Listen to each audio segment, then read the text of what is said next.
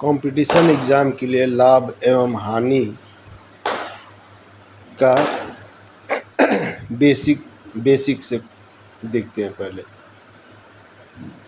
Profit and loss, profit को ही लाभ बोलते हैं, इसको पी से संकेत करेंगे, और लॉस को हानि, इसको एल से संकेतित करेंगे। क्रय मूल्य सीपी, जो खरीदी होता है उसको सीपी बोलते हैं। विक्रय मूल्य जिस रेट में बेचते हैं उसे विक्रय मूल्य एसपी।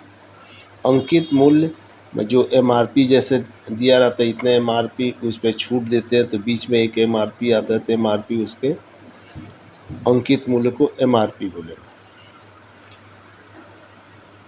भाव के केस में रुपया दिया है, भाव के केस में जैसे रुपया का, जिसमें 500 में खरीदा 600 में बेचा, इस टाइप के शब्द उपयोग है, उस ऐसे वाले सवाल में उसको भाव के केस में बोलते हैं।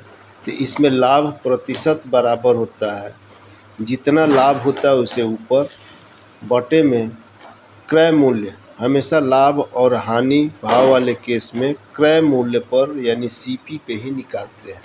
तो ऊपर में लाभ, नीचे में क्रय मूल्य, मल्टीप्लाई 100, उसको गुणा भाग करेंगे तो परसेंट, उतना परसेंट हो जाएगा। हानि होगा, जितना हानि हुआ होगा उसको ऊपर क्रय मूल्य, जिसको सीपी, नीचे मल्टीप्लाई 100%, ये हानि के फार्मूला हो गया।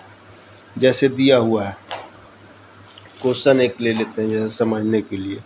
सीपी माने क्रय मूल्य, 500 में खरीद कर 600 रुपये में बेचता है कोई सामान, तो उसमें कितना परसेंट का प्रॉफिट या लॉस होगा।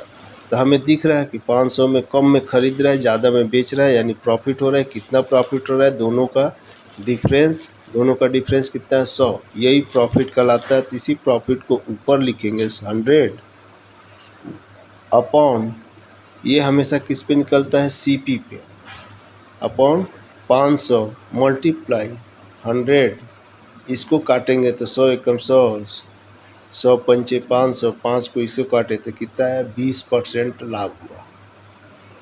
उसी तरह एक और क्वेश्चन के देख लेते हैं। मान जाए सीपी 600 रुपया है और 500 में उसे बेच रहा है, 600 में ख़रीदा है और 500 में बेच रहा है।